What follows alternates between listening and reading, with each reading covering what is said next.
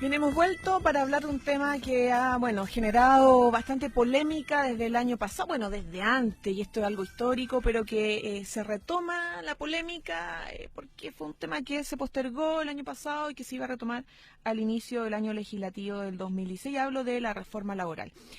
Y lo que sucede es que la Central Unitaria de Trabajadores, en este contexto, ha llamado a un paro nacional para este 22 de marzo con una plataforma bastante amplia, aunque sin duda la necesidad de una reforma laboral que realmente reponga el peso del sindicalismo, que le dé más fuerza, que empareje la cancha en relación al poder de los empresarios, es un tema de primera necesidad. Y para hablar de esta convocatoria y también de la discusión en el Congreso, los dime y diretes, cuáles han sido los puntos más críticos, las diferencias con la derecha empresarial, dentro de la misma nueva mayoría, entre parlamentarios y gobierno, etcétera, etcétera.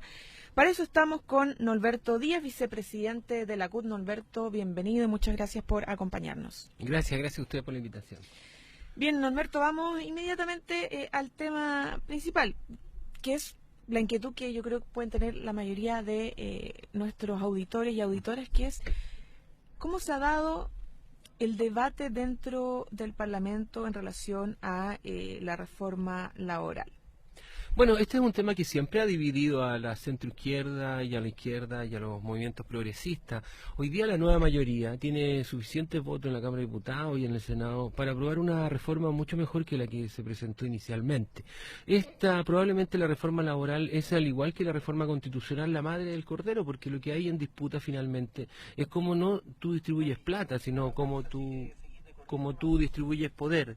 Entonces, en ese contexto, la discusión ha sido lo que ha sido estos 25 años. Al interior de la propia nueva mayoría, como tú bien lo dices, existe una derecha económica, empresarial, cultural, que se expresa en la bancada ProPyme. En la bancada ProPyme, cuando partió la bancada ProPyme, habían hace 2 meses atrás 5 senadores demócratas cristianos, 3 senadores del PPD, 2 senadores socialistas. O sea, si uno habla con sinceridad, fue una bancada ProPyme incluso patrocinada por el gobierno. Se inaugura con una conferencia de prensa con Rodrigo Valdés, que tuvo la desfachatez de decirnos a nosotros, no, si yo iba pasando por ahí, como si nosotros fuéramos tontos. Yo creo que percibe todavía. Entonces, ahí en la bancada ProPyme tú tienes una expresión de la nueva mayoría que no cree, que no tiene convicción sobre los derechos laborales, que cree que esta cosa que hizo Pinochet, Piñera, el plan laboral hay que mantenerlo. Y bueno, yo creo que ahí no está tan mal, las cosas tienen que seguir igual. Mira la vergüenza hoy día. Nicolás Izaguirre aparece hoy día. ¿Cómo puede ser posible que uno de los voceros del gobierno, aparezca alabando a Hernán Vigia el modelo económico de la dictadura? Es una contradicción evidente. Este pije debería salir del gobierno, porque dio la cacha, perdóname, en el Ministerio de Educación y nadie le dice nada, y ahora este ministro se manda embarrada tras embarrada. O sea, entre Insulsa y Nicolás Izaguirre lo que tenemos es una alabanza al modelo económico chileno y a la defensa del financiamiento ilegal de la política. Una vergüenza, para nuestro parecer. Muy bien, Alberto. Y en ese sentido, está claro que hay expresiones políticas conservadoras, por decirlo menos, ¿cierto?, que trascienden la derecha partidaria, ¿cierto? Hablamos de correlaciones de fuerza que cambian de acuerdo a los distintos temas en el Parlamento. En relación a la reforma laboral se expresan quizá con mayor dureza dentro de la misma nueva mayoría esas fuerzas conservadoras. En otros temas no, pero también lo vemos en la despenalización del aborto, en las 3 causales, lo vemos en educación, lo vemos...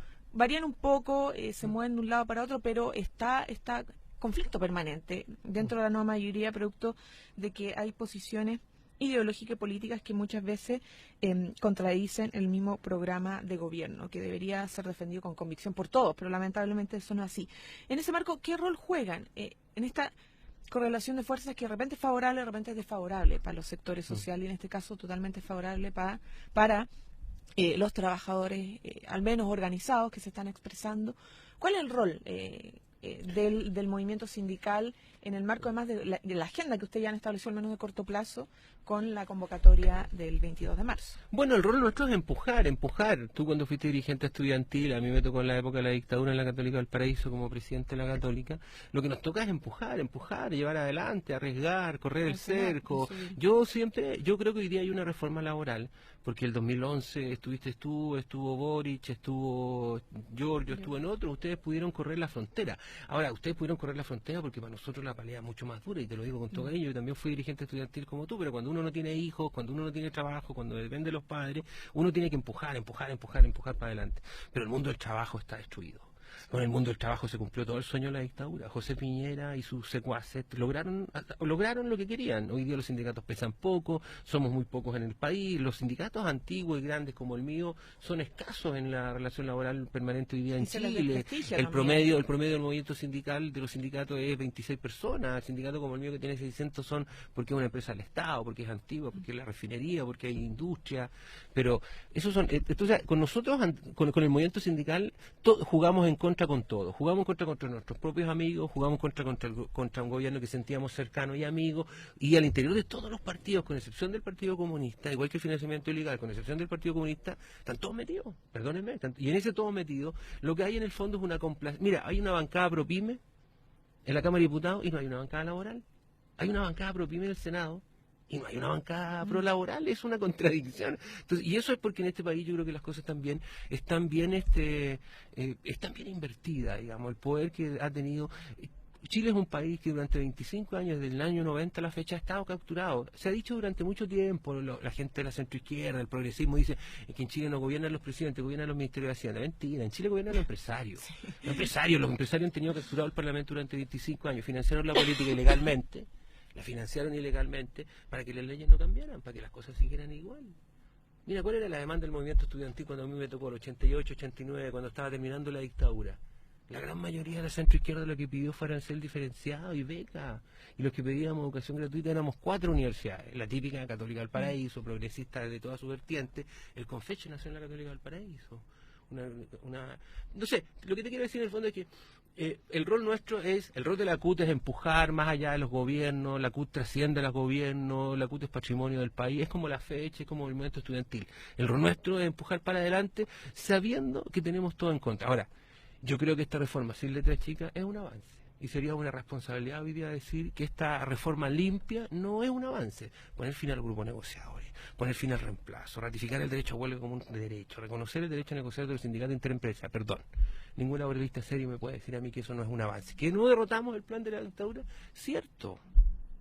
La cosa está que nos prohíben ser candidatos. No, habría que cambiar todo el plan laboral. Pero que esta reforma limpia es un avance para el mundo del trabajo, por favor. Yo negocio todos los años, yo estoy en la calle. Por favor, esta es una reforma limpia, va a constituir un mejoramiento sustantivo de los trabajadores chilenos y el país no se va a caer, vamos a repartir la plata mejor, no, eso es lo que va a pasar. ¿Y a qué te refieres cuando dices limpia? Si la sacamos limpia, sin las indicaciones de la bancada ProPyme, creo yo, sin las indicaciones que el gobierno ha presentado el día de ayer, yo creo que el gobierno comete de nuevo un error de dejarse de chantajear ahora por 2, porque ya no son 5, sino que ahora son 2 o 3, parece que son ahora los hermanitos Walker y Andrés Saldívar nomás, entonces, por favor, o sea, no se puede torcer. Y si no, votemos. Nosotros, mire, yo sé que aquí va a haber una parte de la izquierda que me va a sacar la cresta. Nosotros ya hemos ganado, Camila, nosotros ya hemos ganado. Durante 2 años hemos logrado vencer el cerco comunicacional que impidió que durante 23 años no se discutiera sobre reforma laboral. El empresariado, con toda su plata, con toda su miseria, con toda su pobredumbre, no han podido evitar durante 2 años que estemos tú y yo discutiendo reforma laboral. Chile está envuelto en una discusión. Aunque perdiéramos toda la reforma laboral completa hoy día, nosotros la batalla cultural la hemos ganado, la batalla de las ideas. En Chile se paga mal, en Chile no hay sindicato, en Chile hay injusticia laboral. Y yo creo que eso, ahora yo creo que vamos a ganar el proyecto de reforma y vamos a tener que, con la ayuda tuya y de otros, rechazar estas indicaciones que el gobierno ha presentado, porque yo creo que no son tan importantes, al menos pero van en la línea contraria. Definimos que íbamos a rechazarlas. Sí, qué bueno. Pero ya, no somos sí. mayoría en el Parlamento, como bancada. Pero qué bueno que hay una actitud en ese sentido. Sí, porque esto no es una cosa de que, porque aquí siempre se ha hecho la caricatura de que ustedes, que solo los comunistas, pero si aquí hay objeciones de todo el mundo. Sí, tú eres de la Universidad de Chile, los profesores de Derecho Laboral de la Universidad de Chile están espantados. Este es un proyecto modesto, que avanza, sí, avanza. Proyecto modesto, no nos engañemos. Y el resto, ahora, con esto van a avanzar los trabajadores, claro que van a avanzar, pues se van a poner fin a los grupos negociadores, va a haber piso mínimo, va a haber titularidad sindical, la extensión de los beneficios va a ser compartida. Con eso nos han reventado. Ahora, van a pasar 10, 15 años que nos vamos a recuperar, ¿cierto? Pero yo no tengo ninguna duda de que limpia esta reforma, los trabajadores van a tener más derechos. No, y la idea, o sea, no es quedarse con esto, como dices, o sea, es mejorar las condiciones para luchar por su derecho para seguir luchando. En el fondo no es como Sí, ahí renunciar a... eso que tú dices es súper importante, Camila, porque aquí se ha hecho una caricatura con todo, incluso a ti te atacan y a otros, de que aquí hay gente que ha cedido, de que aquí hay gente que es traidora, de que aquí hay gente que no hizo lo que tenía lo que tenía que hacer. Todos estamos empujando por más derechos laborales. Aquí nadie está vendiendo su alma a nadie. Aquí lo que estamos... A mí de repente me dicen como que me gustara pelear. Yo tengo ganas porque estoy choreado a pelear. A mí no me gusta andar peleando ni con el hermano Cuoca, ni con Saldívar, ni con la nueva mayoría, ni con nadie. Yo soy dirigente sindical, yo quiero vivir en paz. Yo quiero llegar a mi casa tranquilo, disfrutar a mis hijos. No quiero, pero en Chile las cosas no funcionan así. En Chile lo que funciona es que el mundo del trabajo está explotado, está asumido. En Chile hay depresión, hay enfermedades mentales, hay tasas de suicidio, porque en Chile se paga mal. 1 de cada 2 trabajadores chilenos gana menos de 400 lucas. En un país rico, por Dios. Si Chile es un país rico, ¿quién te dijo que Chile era un país pobre? Tú has estado en Europa, yo he estado en Europa. ¿Qué haría un país desarrollado con 5.000 kilómetros de costa? Tú sabes que nosotros estamos, bueno, viendo este tema en profundidad, porque todos están muy relacionados a los temas, ¿cierto? El tema laboral, la situación, las condiciones laborales por el modelo productivo que tenemos, el sistema económico, con el tema de educación, el abandono, el desarrollo de ciencia y tecnología para innovar. ¿Y por qué te lo digo? Porque, por ejemplo, comparándonos con Holanda, Holanda tiene casi la misma población activa en términos laborales que Chile. Casi la misma población, es más la población activa trabajando, pero tiene como 3 veces el Producto Interno Bruto y tiene como la mitad de la jornada laboral. Así es. Es decir, es más rico con la misma gente, pero trabajando menos. Y con menos territorio que Chile. Y con menos territorio. Con miles de millones de kilómetros cuadrados. Una de las cosas que sucede es que Chile nunca alcanzó, bueno, su proceso de industrialización fue truncado. Toda la industria que está desarrollando en Chile se destruyó, claro, Pedro Aguirre Cerda se destruyó con la dictadura, la industria textil, bueno, entre varias.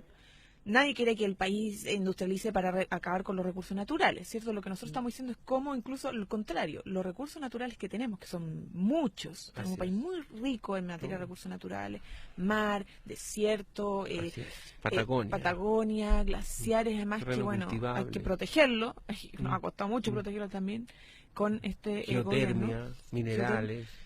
¿Cómo le damos valor agregado, cierto? ¿Cómo hacemos que podamos hacer una alianza de verdad entre una concepción de modelo productivo y los trabajadores para que empujemos todo a darle mayor valor agregado al trabajo que hacemos y nuestras condiciones laborales sean mejores también, ¿cierto? Que sean menos extenuantes porque yo trabajo la mitad, pero produzco mucho más, o sea, lo que produzco tiene más valor, no tengo que exportar el cobre, ¿cierto? Casi en bruto y comprarlo más caro la fibra de cobre. Entonces, que es un modelo totalmente irracional el modelo productivo que tenemos en Chile, y porque tampoco hemos metido plata en educación superior en materia de investigación, desarrollo de ciencia y tecnología. La poca gente que tenemos en ciencia se nos va, se nos queda en otros países porque aquí no hay espacio para innovar. Entonces están todos los temas cruzados y a propósito de eso yo quería preguntarte, Norberto, para salirme un poquito, pero vamos a volver al tema particular de la reforma. ¿En qué están, cómo está la discusión política del mundo sindical en este sentido? Porque de repente, una de las críticas que viene incluso la misma izquierda es como, no, es que se preocupa solamente los bonos y cuál es la posición política en el mundo del trabajo, la clase trabajadora en torno a Codelco, en torno a todo lo que es la explotación de nuestros recursos naturales, en torno al rol, por ejemplo, de las pequeñas y medianas empresas, en un nuevo modelo.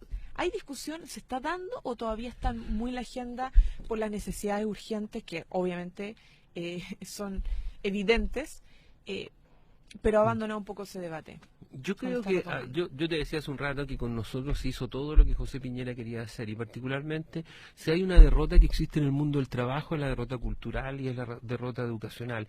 Está en la miseria en la cual viven miles de familias chilenas, que su preocupación es poder pagar el arriendo, que no le asalten, agrandar la reja aquí en Santiago para que no le entren a robar, ver la posibilidad cómo paga el colegio subvencionado, ampliar la casa. Entonces preocuparte de qué es lo que pasa en Codelco, la propiedad pública, política. Yo creo que ahí nosotros hemos perdido una batalla cultural, porque yo creo que el modelo, alguien me dijo una vez de una manera muy discriminatoria, cachorro, la gente que tú defiendes en la noche llega a la casa, ve que Morandé y le pega, se toma una caja de vino y le pega a la señora. Alguien me dijo eso una vez, cosa que a mí me dio mucha pena, digamos, porque sentía que en eso también había una discriminación hacia el mundo del trabajo. Pero Chile es un país de los tres, pues, 3 cadenas de farmacia, 3 empresas de energía, 3 de esto, 3 de otro. Chile es un país que está tan lejos de todo, por la cordillera, por el Pacífico, por el desierto, por la Patagonia, quedamos tan aislados que aquí se hizo todo lo que los neoliberales del mundo querían hacer. Mataron a gente, asesinaron, torturaron, degollaron, instalaron un modelo económico. ¿Qué tendremos los chilenos de inteligentes, Camila, que nosotros inventamos la AFP en el mundo? Algo especial tendremos, porque fuimos los que inventamos la AFP. Mira, la izquierda siempre reivindica el cobre. Yo reivindico que Frei Montalva compró el 67 Chilectra. Los demócratas cristianos se pusieron de acuerdo con la izquierda y compraron todas las empresas eléctricas de Chile. La misma izquierda se puso de acuerdo en el gobierno de Frei Montalva con los demócratas cristianos y compraron CAP, la compañía de acero del Pacífico. Yo me imagino que si Frei Montalva hoy día viniera y quisiera, por ejemplo, comprar CAP o Chilectra, yo creo que los propios demócratas cristianos lo echarían del partido. O sea, el mundo está al revés. Lo que te quiero decir es que en eso, y eso es producto, yo creo, de todo de esta derrota cultural que tenemos, porque nosotros no tenemos, mira, Chile acaba de vender aguas a Antofagasta, Camila, en el norte grande, sí, donde escasea el agua, donde tenemos nuestro material precioso, el sueldo de Chile. Solo a los chilenos se les ocurre vender aguas a Antofagasta, y aguas Antofagasta fue comprado por Aguas Medellín. En Medellín gobierna la derecha, en Medellín el agua es estatal, porque en Medellín ni la derecha se le ocurre privatizar sus empresas sanitarias. Y la empresa Aguas Medellín, además, es una empresa propiedad municipal. Es decir, ESVAL debería ser propiedad de Valparaíso, como era antiguamente Aguas Andinas, propiedad del municipio de Santiago, como el municipio de Valparaíso debería ser propietario del puerto, porque así funcionan los países civilizados. Pero en Chile nos borraron todo, mataron gente, instalaron una dictadura, hicieron lo que quisieron, degollaron a 3 profesores, degollaron a 3 dirigentes, o sea, hicieron y quemaron a 2 cabros, se volvieron locos. Entre las cosas que se volvieron locas, nos cambiaron los modelos económicos. Mira, tú vas hoy día, Camila, al puerto de Valparaíso, entras a la administración y están los 20 puertos más grandes del mundo. De los 20 puertos más grandes del mundo, solo 3 son privados. Chile es uno. En Estados Unidos, ningún puerto es privado, son todos del Estado. En España son todos del Estado. Los 20 puertos más importantes del mundo no son privados, no están concesionados como en Chile. Solo 3 están concesionados con Chile. El resto lo que tienen es un modelo estatal o municipal.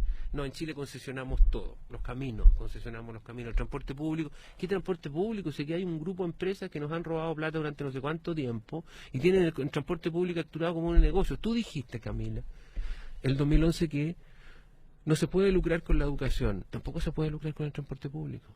Ni con la salud. Ni con la salud, ni con la las energía pensiones, eléctrica, ni con el agua, porque son bienes que vas a usar tú y yo. Necesitamos transporte público. Si a tu abuelita o a tus padres, cuando son viejos, les cortan la energía eléctrica, les están evitando tener un derecho a una calidad de vida humana decente. Por eso, en alguna época, los comunistas, con los demócratas cristianos, con los socialistas, en otra época, en la época de la República, se pusieron de acuerdo para que los bienes comunes quedaran en manos del Estado.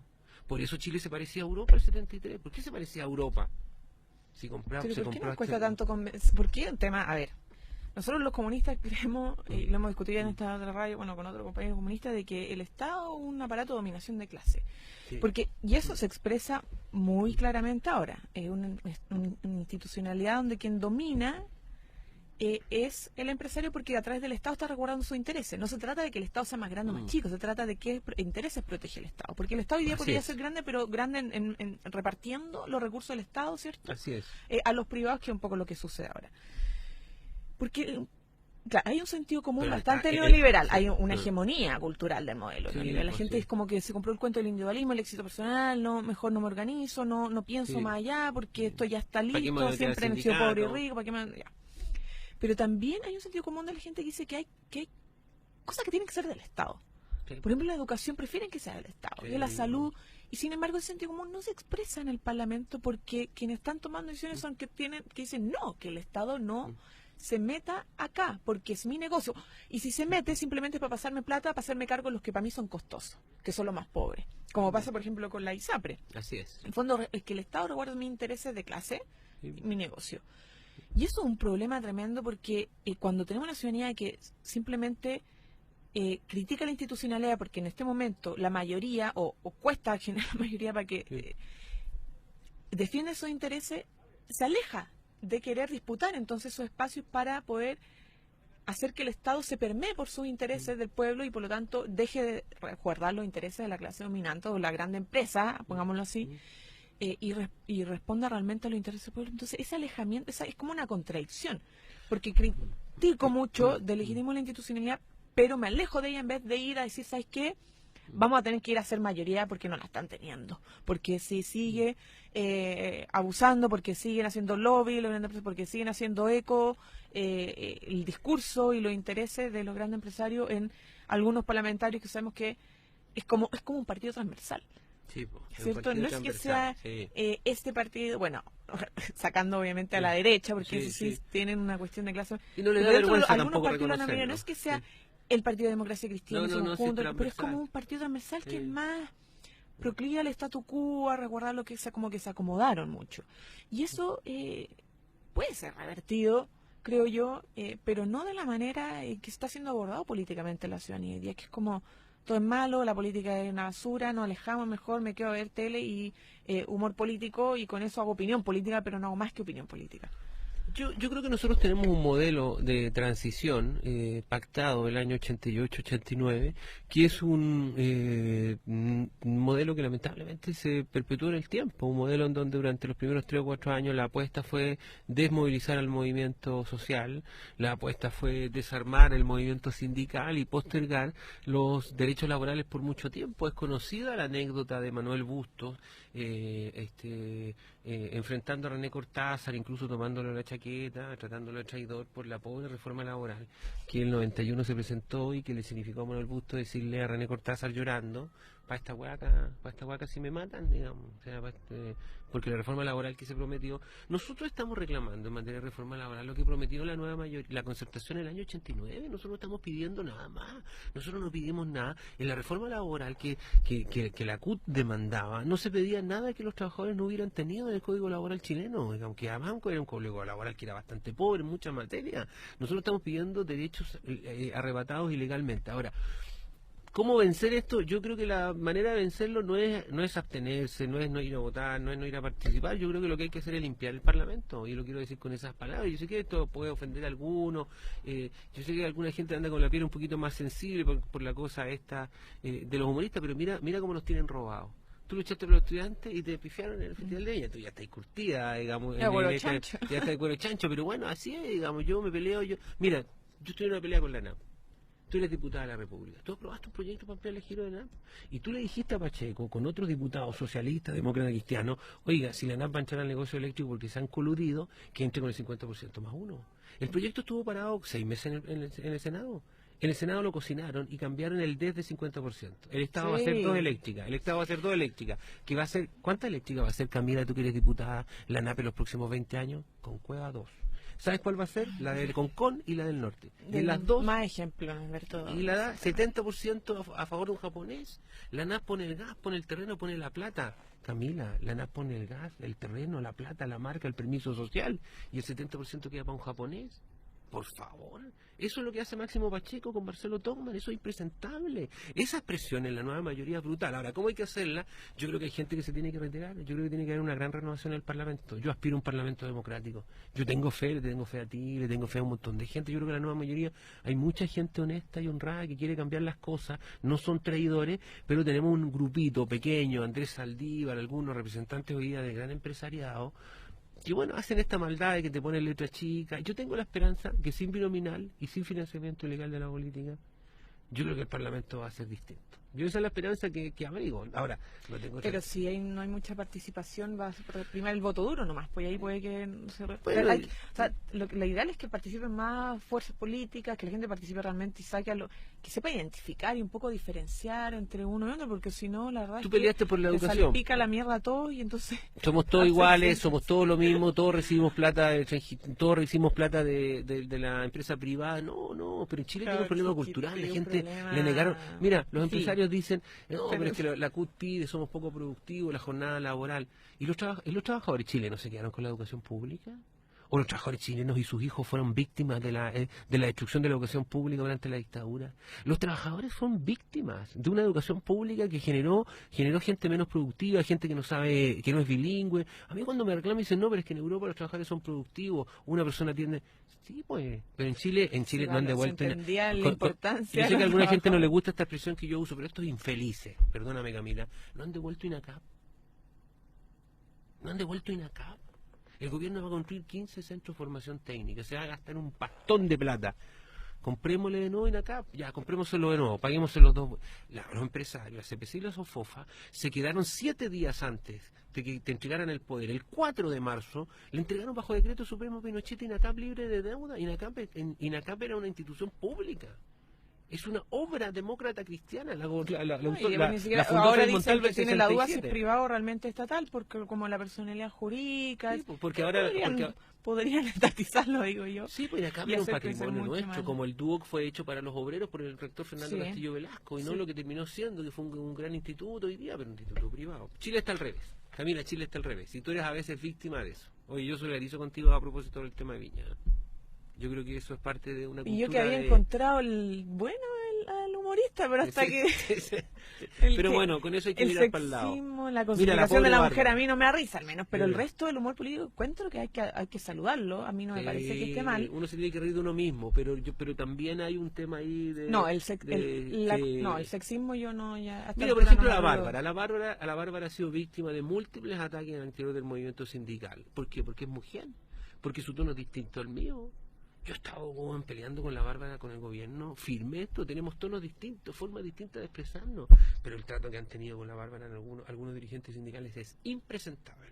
Impresentable y propio de ignorancia de quienes no entienden el proceso que estamos viviendo. Si por eso hay un paro el 22, porque estamos viviendo un proceso en Chile de cambio. El gobierno ha cometido errores evidentes, todos los gobiernos cometen errores, algunos más, otros menos. Nosotros cuando el gobierno equivoca le decimos, pero es evidente que Chile está cambiando. En Chile hoy día hay gratuidad en la educación, pero en Chile todavía, como dices tú, en París cuesta 500 pesos el litro de leche. A nosotros nos cuesta 8,90 en el Jumbo si lo compráis caro. O sea, no puede ser que tengamos 400 pesos de diferencia en cómo tú pagas tu litro de leche en Holanda, en París, y nosotros acá. Y nosotros tenemos más terreno cultivable, tenemos más vacas, tenemos más leche. Y pagamos el La doble vivienda del litro de social leche. sigue siendo...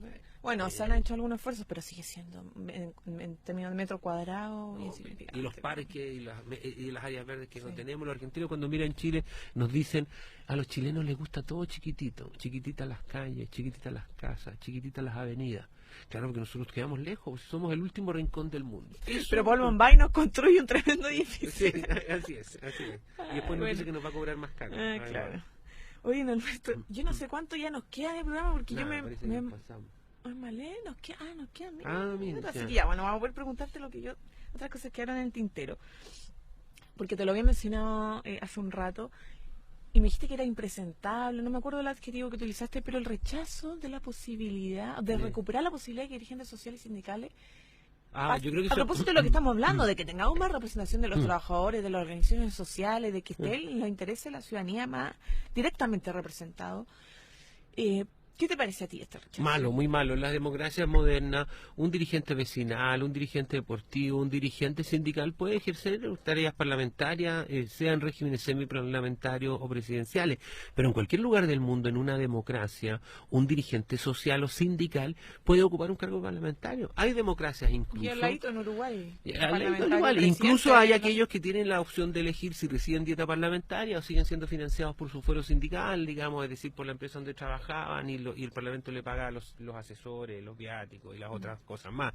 O sea, no puede ser que en Chile un dirigente sindical para postular al Parlamento tenga que renunciar. Yo no tengo ningún interés en postular al Parlamento, pero me parece que esta es una norma discriminatoria, porque en el fondo seguimos ratificando Deberías tener interés que en Alberto, no, lo que sí, No, no, te no, entiendo. pero no lo digo, mi No, no porque interés nos no es... falta el que diga, ay, es que lo quiere para él. No, claro, no es que no tenga interés. Yo creo que la causa del movimiento sindical es una causa en general muy abandonada por por la gente que tiene formación universitaria y todo. Y yo creo que el movimiento sindical requiere una renovación urgente, hay nuevos trabajadores, y yo trabajo en una gran empresa, la ANAP es una gran empresa, soy feliz con lo que hago, yo trabajé muchos años con Ruiz Di Giorgio, fui dirigente estudiantil en la época de la dictadura, yo me quedo en el lado de esta trinchera, el movimiento sindical es como lo que a lo cual le debo, hubo una época en que no tuve familia y cuando no tuve familia yo sobreviví gracias al movimiento sindical en la época de la dictadura. Por tanto, mi manera de trabajar en la vida es devolverle al movimiento sindical eso, pero yo creo que el Parlamento no puede tener normas discriminatorias como esta porque hoy día tenemos más empresarios, o sea, hoy día tenemos empresarios en el Parlamento. Hoy día tenemos empresarios. Eugenio Tuma se reconoce empresario. Y te saca el ejemplo de Uruguay, donde un dirigente sindical importante de una organización, imagínate allá, bueno, el movimiento sindical y sobre todo en Uruguay es muy desarrollado. Los obreros de la construcción, que el Zunca, que es tremendo, los mismos trabajadores levantan proyectos de ley. Así es. Y tienen iniciativa popular y además tienen un parlamentario que activo dirigente sindical que empuja eso, o sea, no abandona el trabajo sindical, compatibilizan la acción política parlamentaria con lo que el mundo sindical quiere. Ahora, realmente son otras condiciones, ellos no tienen el plan laboral que tenemos nosotros acá, la atomización, aquí logró la construcción, la verdad es que por esto de la ¿cómo se llama? Obra faena. Así que se atomice mucho más. Obviamente, no es permanente, ahí es distinto. Sí, pero lo es que voy distinto. es que ellos son muy desarrollados en ese aspecto los uruguayos. Sí. hay que avanzar. A mí me encantaría ser, yo encantado sería distinto. diputado. Oye, yo encantado sería diputado. No, si no lo digo por ti nomás, lo digo como si me dejara ser dirigente sindical y no perder, porque la dirigencia sindical también es una vocación, una opción, y parte de un proceso que se requiere en este país. Pero lo que es que ver cómo posible que, o sea, que se puede compatibilizar la acción social con la política, como que yo entiendo, hay situaciones particulares y cada buena uno política, pero política. Claro, que tienen que ser así. Ahora es distinto obviamente el mundo estudiantil porque las dirigencias duran un año. Entonces es como raro mantenerse activo dirigente estudiantil y el parlamento son 4 años. Entonces, pero en el mundo sindical es más permanente. O las organizaciones... Sí, pues llamar que es dirigente sindical una vez, probablemente no tiene otra opción que quedarse dirigente sindical toda su vida. Yo, en el caso mío, si el día que no tenga fuero, probablemente no voy a tener pega en ningún lugar en este país. Pero la gente que se mete al mundo sindical siempre se queda en el movimiento sindical. Pero al Parlamento le haría muy bien que llegaran dirigentes sindicales, dirigentes sociales, porque a veces el Parlamento lo que tiene es que tú terminas siendo parte de una corte. Te mueves en los mismos lugares, o sea... Y es como un internado. Retomamos el Parlamento y era como volver a clases, pero de un internado. De un internado y además en un ambiente que yo entiendo que no sé, hay cosas del ambiente parlamentario que yo le tengo un profundo desprecio, para hacerte bien honesto. Por eso evito ir a la Cámara. Es desgastante. Y yo creo que es bien desgastante. Ahora, yo quisiera en esto sí reivindicar lo que tú has hecho porque falta con Giorgio, con Gabriela. Yo creo que ustedes le han pegado una frescura al Parlamento, una chasconeada que ese Parlamento requería. Porque también en el Parlamento hay harto gallo que no tiene ni la formación moral, ni el testimonio político, ni la calidad profesional. Ya han tantos años que ya todo le da lo mismo. A alguna gente le da todo lo mismo, las cosas no cambian. No sé, yo sobre el Chile y sobre la política, yo tengo harta pena, para serte bien honesto. Yo creo que nosotros tenemos un nivel de descomposición en nuestra clase política que requiere urgentes cambios. O sea, terminamos con el hijo de Miguel Enrique pidiéndole plata al llano Pinochet. Eso ya es... Y no quiero decirlo en él, porque algunos dicen, no, pero es que cachorro, cuando tú pones esto, lo recordáis él y te olvidas del origen del mal, que es la derecha económica. Pero sí, pero mira la ridiculez que llegamos. Perdóname, mira la ridiculez que llegamos. O sea, es como lo voy a decir con harto respeto, es como la Carmen Frey luchando siempre porque su padre fue asesinado. Y los hermanos no tuvieron la misma convicción al principio, digamos, para que seamos claros, digamos. Y al final, Frei Montalva, su error de justificar el golpe lo pagó duramente porque fue carneado. A Frei Montalva lo carnearon, lo colgaron de los pies, le abrieron el estómago como los animales en Punta Arenas y le sacaron las tripas para limpiarlo. O sea, imagínate, eso nadie lo creía, nos enteramos todos hace 7 años. O sea, había cosas que no se podían hacer. Y yo creo que la frontera de La Plata, el Parlamento y una parte de la nueva mayoría la cruzó groseramente. Y no hay excusa para que existamos algunos. Yo que trabajé toda mi vida con Ruiz Di Giorgio, que soy de Magallanes, que soy hijo del mundo petrolero, para que no tengamos dudas sobre los negocios que se hicieron a costa de leyes que no se cambiaron. Aquí hubo plata para que las leyes no se cambiaran. ¿Y quién devuelve lo que no se ha hecho en salud, en ISAPRE, en AFP? Hay gente que lo ha perdido todo. Pero si está, Hay gente por que ha algo muerto está el pobre. dicho, quien pone la plata pone la música. Quien pone la plata pone la al música, final, así es. el tema del financiamiento, para mantener la independencia real hay que tener un financiamiento autogestionado, ¿no?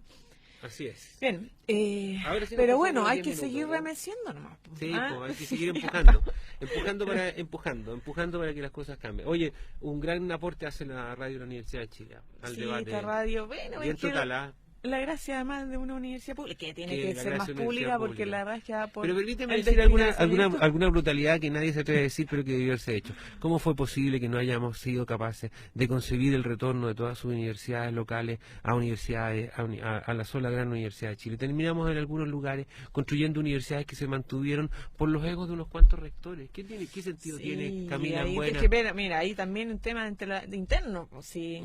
¿Qué La sentido misma tiene? Mira, ¿qué sentido conflicto tiene? interno entre ¿Qué sentido tiene en universidades, Valparaíso facultades, que exista la UPLA? académicos? Que exista la UPLA en la Universidad de Valparaíso, cuando debió o haber vuelto todos a la Chile o haber sido la gran Universidad de Chile de Valparaíso. Mira, al menos lo que hay que apostar ahora, creo yo, es que hay una red estatal. Hay una red estatal. Una red estatal vista como un sistema entre universidades, centros de formación técnica, que sea colaborativa, que no se superar lógica la competencia por estudiantes, Sí. como que yo gano Sí. más plata mientras más estudiantes tengo, entonces que estén financiadas y que se preocupen con el financiamiento que el Estado les garantice de colaborar en investigación, en proyectos regionales para el desarrollo de las regiones, Sí. nacional, etcétera, etcétera. Eso es lo que, bueno, eso es otro conflicto, yo creo que se va a venir, Pero porque yo le viene la aporte el reforma a que- la educación superior, va a ser clave, así que esperemos ahí también que el movimiento estudiantil esté activo, proactivo, y que logre hacer propuestas Sí. completas a este tema que Sí, es sumamente difícil, no solamente por el tema del lucro, que hay casos que cada uno va descubriendo, de cómo subterfugio ya para lucrar, así fuera de la ley, Sí. que hay que ir, bueno, ver cómo una superintendencia puede evitar que eso se vaya a dar, pero más allá del lucro, Pero vamos a relevante avanzar es hacia la el bien. coherencia de un sistema de educación superior con visión de país. Sí.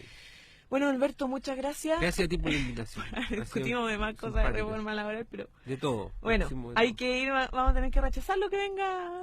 Yo espero que se rechacen muevan las terminar. indicaciones. Llamado para cerrar, llamado aquí Llamado a parlamentarios paro, para paro, que paro, a no, todos. llamado al paro, pero en el Parlamento. ¿A quiénes les diría? Que no Dirige la sigan palabra cagando. que no se sigan cagando. No, Nombre y apellido. yo lo he dicho con nombre y apellido. Yo creo que Andrés Saldívar, los hermanos Walker, los 3 senadores del PPD y en algún principio un par de senadores socialistas en la bancada ProPyme han dado, pero disculpe la expresión, han dado la cacha, han dado vergüenza, no han entendido que Chile tiene una deuda larga de 25 años con los trabajadores chilenos, que aquí hay gente que se está muriendo con pensiones miserables, que aquí hay gente que no ha tenido derechos laborales en toda su vida, que a la gente la despiden, que la gente no tiene dignidad para armar un sindicato. En Chile no hay sindicatos porque en Chile la gente es perseguida, azotada. La huelga Cruz Verde hace un par de años atrás fue terrible para la gente. Las huelgas que hay en Chile son para negociar miseria. Por tanto, yo le diría a esos senadores que dejen de chantajear al gobierno y que podamos avanzar con una buena reforma laboral, con nombre y apellido, los hermanos Walker y Andrés Saldívar. Y yo diría, con todo respeto, ¿Y si vamos que yo- comisión mixta nomás? y si no, vamos a comisión mixta, digamos, y después en las campañas parlamentarias a tratar de que esa gente no sea elegida en el Parlamento. Está bien. Bien. Muchas gracias, Compañero, Norberto. un gusto. Muchas gracias a todos por acompañarnos en esta primer... ¿Este es tu primer programa del Sí, año? la primera entrevista del año 2016 Este es el año- de yo soy la... mono, yo- bueno, yo- tuvimos en enero la En el verdad. ojo chino yo soy mono, y Pero este es el del año del mono, receso- dicen. Primero del receso veraniego, digámoslo así. Sí, volviste a clase, está ahí en el Volví- internado de Valparaíso. Está ahí en el internado Muchas de gracias Valparaíso. y hasta pronto. Gracias.